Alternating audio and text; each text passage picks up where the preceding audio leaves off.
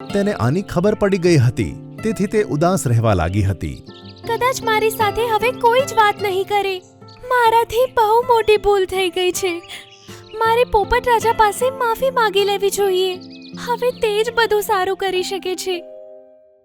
ચટોરી ચકલી પોપટ રાજા પાસે જાય છે.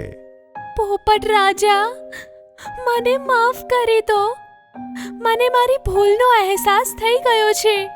જંગલમાં કોઈ જ મારી સાથે વાત નથી કરી રહ્યું અને ના તો મને કોઈ તહેવારમાં બોલાવે છે. હવે હું ક્યારે પણ ચોરી નહીં કરું અને હું કેરીઓ ખાવાનું પણ છોડી દઈશ.